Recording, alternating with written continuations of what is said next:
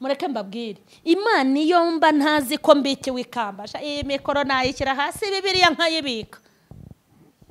Hasi Imana yambwira ko impembyi ibirayi abagore badasenga bo batanakijijwe babirya babiguza ngahe. Yabibahereye iki? Imana yambwiye ngo mbikiye imyenda abadasenga bahinduranya kundusha se.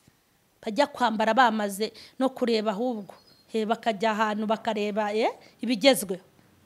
Imana yambwira ko imbikiye inzu abajura se bazibamo batanasenze.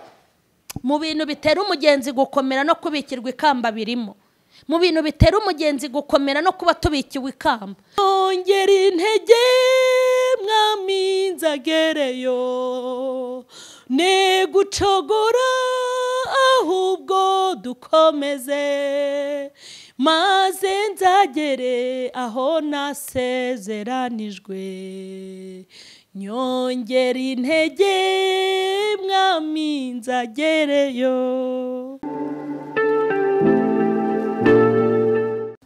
Ndabashuhuje mu izina rya Yesu mwebwe abakunzi b'ijambo ry'Imana, mwebwe murikurikiranira kuri Mama Charlene official, aho mugenda mukurikirana filime ubuhenebere karundura, aho mugenda mukurikirana impuguro n'ubutumwa.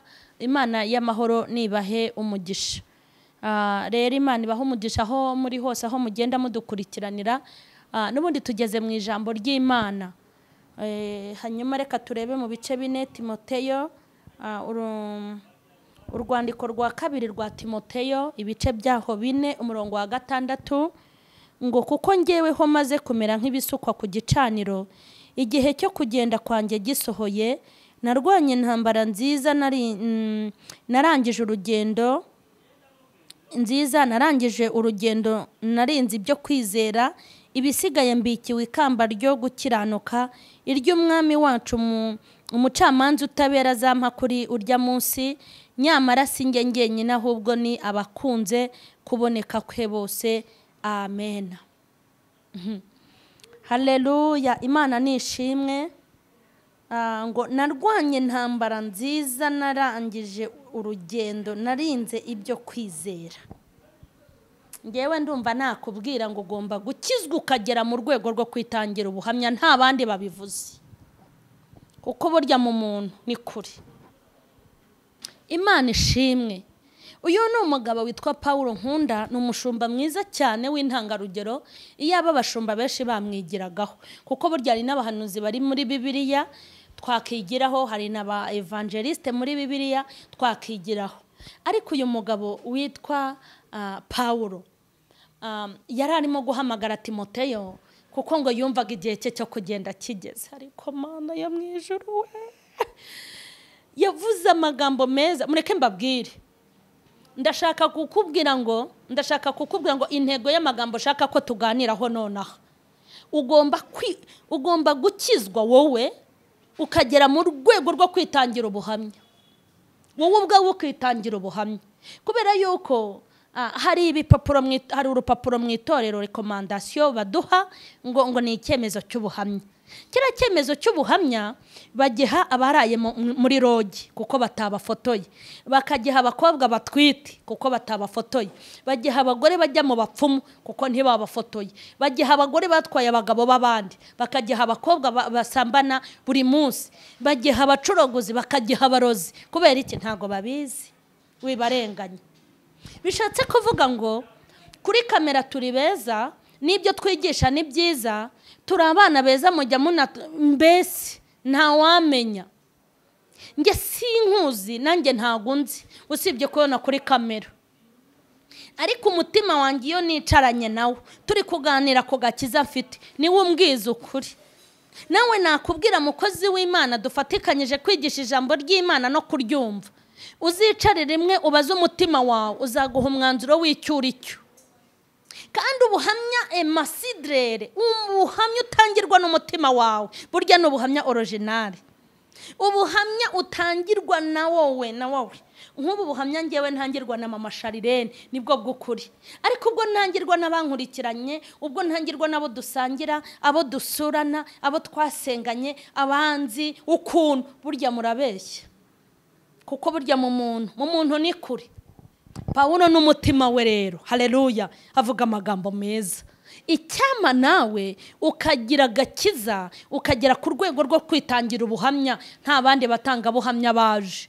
Kuko umuhamya wa mbere ukuzi, umuhamya murarana huraye, umuhamya mugendana, umugendana mu ndege hahana abantu batakuzi b'abanyamahanga, umuhamya muba muri kumwe aho uzunguruka muri iki gihugu, hahandi uba uri mu kazi, hahandi uri gucuruza, hahandi unyura ku mupaka, hahandi uri kurangura, hahandi uri kuranguza, hahandi kuri telefone, hahandi mu kabari, hahandi umutima wawe ni imbiri ntabwo ujya uwusiga. Umutima wawe rero urakuzi, kandi nimba hari ikosa utakora nuko kugira umwere kandi uri mubi.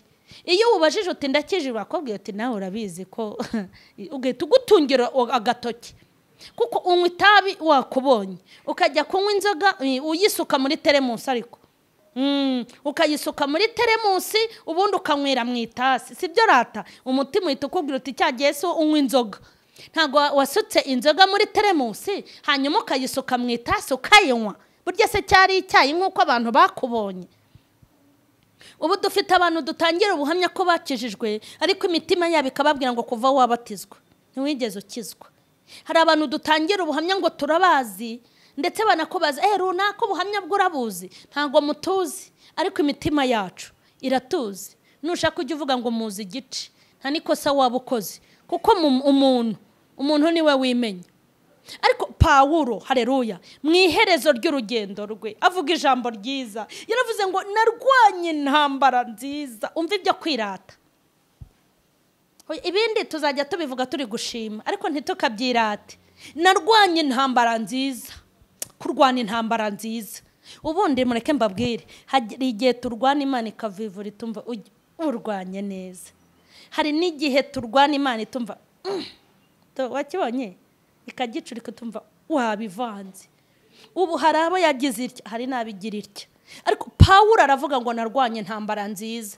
Aho yayirwaniye harihe, yavugaga aho abantu bari, avuga naho abantu batari bari.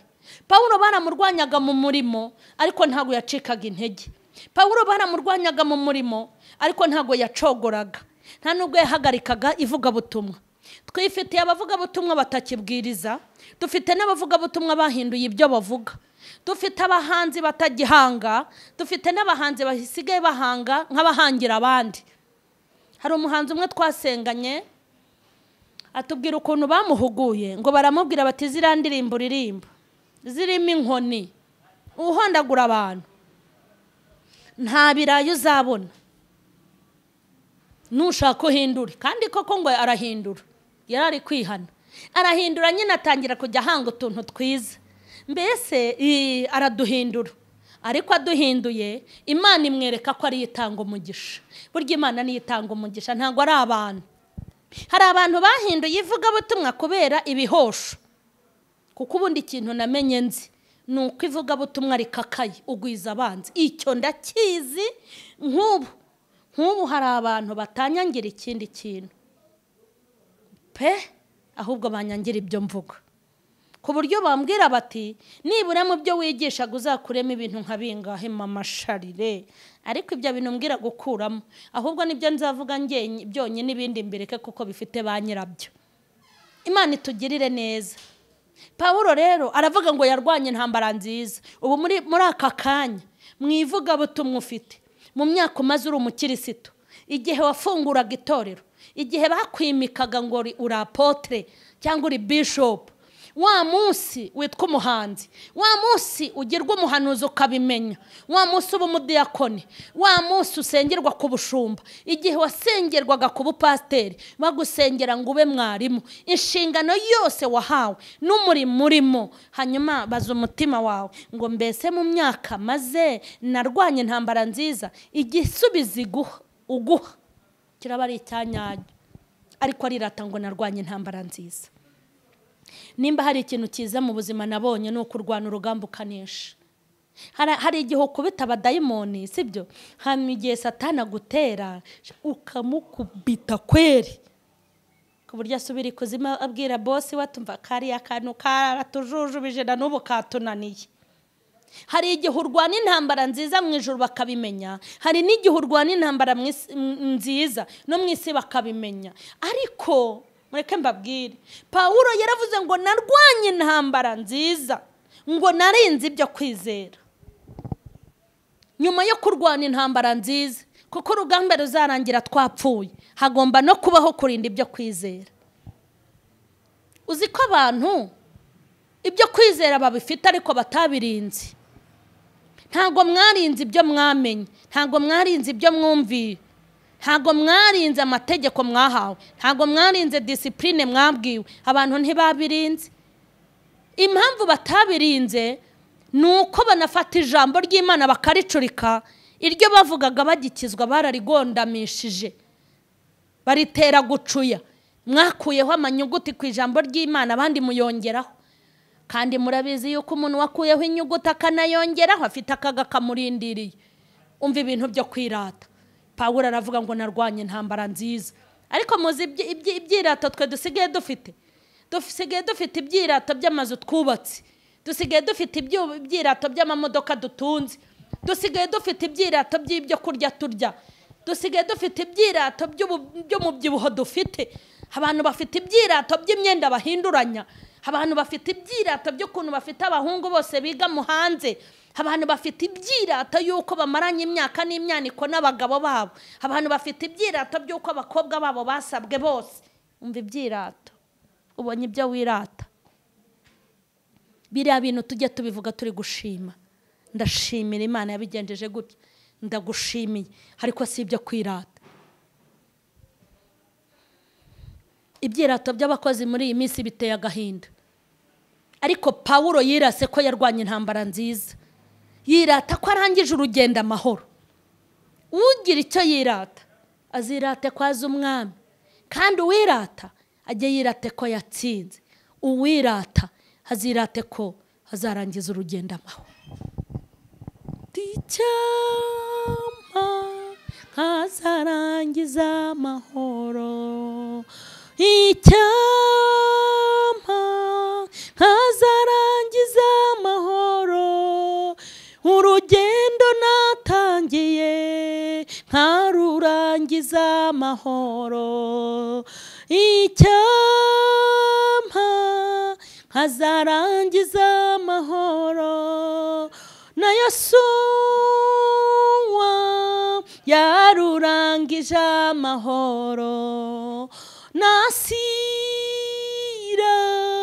yarurangije amahoro. Na Pawulo yarurangije amahoro. Icyatuma azarangiza amahoro. Yego, kurangiza amahoro. Pawulo aravuga ngo ngemeze nk'ibisukwa ku gicaniro. Yarashatse kuvuga ko ari igitambo kizima. Umuntu aramutse abaye igitambo, nawe bamutambirira Uwiteka akazamuka ari umubavu mwiza. Nge nkwiye kwirata kuko agakiza kakiri muri njye. Ibyirato byanjye bigomba kuba bishingiye mu gukiranuka, bigomba kuba bishingiye ku ntambara nziza narwanye n'izo ndi kurwana. Ntabwo ibyirato byanjye bigomba kuba bishingiye ku nzumbamo nziza ntarayibagamo. Ntabwo bigomba kuba bishingiye ku bunini no ku myambaro n'ibyo kurya. Biriya byose babyita iby'inda, kandi ibyo kurya ni iby'inda nyine, kandi bizarangirana n'inda. Aravuga ngo meze nk'ibisukwa. Umva ikintu yavuze. Haleluya. Ariko mbega ibyiringiro, ntabwo ibyo byiringiro bikojeje isoni. Kandi ngo n'ubifite ngo niyiboneze ngo nk'uko umwami Imana agira gute abonera. Umva irindi jambo ryiza yavuze. Yaravuze ngo igisigaye mbikiwe ikamba. Ariko Imana itakubwiye kubikiwe umugore mwiza. Vuga ngo hashya. Itakubwiye kubikiwe umugore mwiza, wabyemera se? Itakubwiye kubikiwe imodoka, itakubwiye ko ubikiwe igipangu, itakubwiye kubikiwe akazi, itakubwiye ko ubikiwe amafaranga, itakubwiye kubikiwe visa, itakubwiye kubikiwe ubunini, itakubwiye kubikiwe ubwiza, itakubwiye kubikiwe promotion, ntago byakunda. ariko aravuga ngo mbikiwe ikamba. Kuki abantu batagishaka amakamba? Kuki abantu batumva ko bakeneye iherezo ryiza? Kuki Imana yacu ikomeje kubinda? Uzi ko Imana ishobora kukubwira ngo haye ubugingo umuntu akarakara, ariko yakubwiye ngo ndakugaburiye ugabona arasetse. Ibiryo urya nonaha mu masaha ukongera kubishaka, ariko uzi ubugingo ahantu amaso atazarira, aho tutazabona abagome n'abagambanyi, aho tutazapfa ngo dupfushe, ijuru ry'amahoro n'amahame, ijuru ry'umunezero. Haleluya. Haravuga ngo mbikiwe ikamba. Aho kugira ngo ubwire umuntu w'ubu ko abikiwe ikamba, afazari wamubwira ko abikiwe diplome. Afazari wamubwira ko abikiwe kujya kwiga mu Bushinwa. Afazari wamubwira ko abikiwe kujya kwiga muri Amerika. Afazari wamubwira ko abikiwe buruse. Ibi birarutana. Imana iturinde uyu mubiri n'inyama. Ibi byose bituruka kuba turi abanyamubiri. Umubiri inyama gusa. Imana iturenge. Imana iduhe kugera ahandi hantu. Pawulo aravuga ngo njye mbikiwe ikamba. Rero kuko Pawulo yakoraga nk'ubikiwe ikamba, ni nayo mpamvu yarangije urugendo neza. Ariko ubu buryo dukoramo, turakora kugira ngo twinjize menshi, turakora kugira ngo badukunda biyongere, turakora kugira ngo za views ziyongere. Niyo mpamvu turunda ibintu by'imyaku n'imyanda byose tugashyira kuri za YouTube channel zacu. Imyaku n'imyangara, ibintu binuka binaboze, n'ibintu wagaburira abantu bakarara bapfuye mu buryo bw'umwuka. Niyo mpamvu tubikiwe amafaranga, niwo mwuka wuzuye abantu. Ibintu ariko ni ibiki? Haravuga ngo mbikiwe ikamba. Iyo umuntu akora nk'ubikiwe ikamba, agira iherezo ryiza ry'urugendo. Ariko twese abantu benshi bakora nk'ababikiwe akantu. Mbikiwe ikamba. Ariko baroko mwagiye mukora nk'abazi ko n'ikamba rihari. Uzi kureba ngiye mureke mbabwire, ndeba ibintu abantu bakora, nkavuga ni nk'uyu muntu atunguwe n'urupfu, imodoka ikamwanurana na za kamera ze ngo agiye muri gufata ikiganiro, ikamutungura yaruhukiraye. Si ikoze mu byihuse. Mwaje tugakora nk'ababikiwe amakamba. Ariko mwambabariye irivuga butumwa rikamamaza Imana. Mwanyemereriye izi za YouTube channel Imana yaduhaye ikazi dufungurira, ikaduha uyu muyoboro. Mwanyemereye Imana igaprofita gakiza mu bantu inyuze kuri aya macano yacu. Muzaba barutwitsi muzatwika nimugezaho mwitwike. Uhari utwika ngo na gutwika narindi gutwika, kugeza ubwo n'abavuga butumwa musigaye muza kuri kamera muje gutwika. Muzatwika, mutwike, ariko mumenye ngo mu byo mutwika harimo n'umuriro, namwe uzabatwika. Mwaje tukabwiriza nk'ababikiwe ikamba, mwaje tukaririmba nk'ababikiwe ikamba. Bakozi b'Imana, mwazanye ubuhanuzi kuri aya macano mugahanura nk'ababikiwe ikamba. Bashumba muri gushumba itorero, mwashumbye itorero nk'ababikiwe ikamba. Bavuga butumwa mwaje mukabwiriza nk'ababikiwe ikamba. Bakozi b'Imana, mwaje tugakora nk'ababikiwe ikamba. Pawulo aravuga ngo ameze nk'ibisukwa ku gicaniro, harangije aravuga ngo abikiwe ikamba. Amagambo atatu yanejeje, yaravuze ngo narwanye intambara nziza. Haravuga ngo ameze nk'ibisukwa ku gicaniro, harangije aravuga ngo mbikiwe ikamba. Nimba hari ikintu gitera umugenzi gukomera, umubabaro w'igihwayi akawutera umugongo, nukumva kubikiwe ikamba. Mureke mbabwire, Imana iyo mba ntazi ko mbikiwe ikamba, iyi mikoro nayishyira hasi, Bibiliya nkayibika. Basi Imana yambwira ko impembye ibirayi abagore badasenga bo batanakijijwe babirya babiguza ngahe. Yabibahereye iki? Imana yambwiye ngo mbikiye imyenda abadasenga bahinduranya kundusha se, bajya kwambara bamaze no kureba, ahubwo bakajya ahantu bakareba ibigezweho. Imana yambwira ko imbikiye inzu abajura se bazibamo batanasenze. Mu bintu bitera umugenzi gukomera no kubikirwa ikamba birimo. mu bintu bitera umugenzi gukomera no kuba tubikiwe ikamba. Ubu niyo mpamvu wankubita ngo ntuzongere kuvuga ejo ukabona nagarutse kuko mbikiwe ikamba, kandi ngewe mbwiriza ubutumwa nk'ubikiwe ikamba. Haleluya. Ikamba ritangirika. Imana ishimwe. Iyo nibutse ikamba rero, nkibuka ikamba, nkibuka kujya mu ijuru, bituma ntacogora nkiyongera mu imbaraga. Ariko umuntu yibuka ibirayi akarushaho kubwiriza. Ibirayi bihingwa mu ruhengeri. Ibirayi wafata isuku ukajya gushaka imbuto nawe ukabyihingira. Ibitenge bikorerwa muri tegisirwa hano hirya. Ibitenge biba Nyabugogo bikaba Nyamirambo bikaba hariya muri shike. Ibitenge we amabaze haba muri Senegal no kuri 40 hariya kwa haba na hariya mu mujyi. Abagore, umugore ubyarwa n'umugore. Umugore ubyarwa n'umugore. Aha hantu niho ko kurunda ibyiringiro. Umugabo gutera ingumi cyangwa akaguca inyuma, ariko narumiwe koko. Akazi wakihangira nawe ukagakora. Umwana ukeye akakubuza kujya mu ijuru. Ibogari tugiye gusenga. Ukwiye kugira ibyiringiro bidashingiye kuri iki gifu. Inda izahaga se?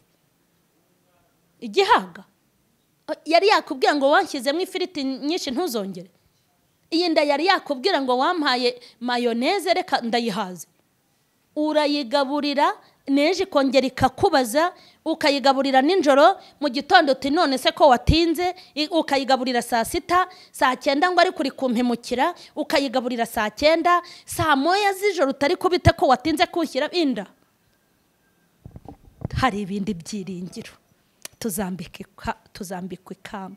Impamvu rero muri gucogora nuko mwiringiye ibirangira. Impamvu muri kunanirwa mwiringiye ibirangira. Impamvu muri gusohoka mu nsengero nuko mwiringiye ibirangira. Impamvu munaniwe uru rugendo mwiringiye ibirangira. Ariko iyo muza kwiringira ikamba ritangirika, mwari gukomeza kugeza igihe muri singirira. Ndi gusoza mva ukuntu Paulo yavuze. Haleluya. Yaravuze ngo ndasiganwa ariko si nk'utazi yonjya, ndaterana ibipfusi ntago meze nk'uhusha, ngo ndashaka gusingira icyo Kristo yamfatiye. Imana igushoboze kuvamo umumaro wawe.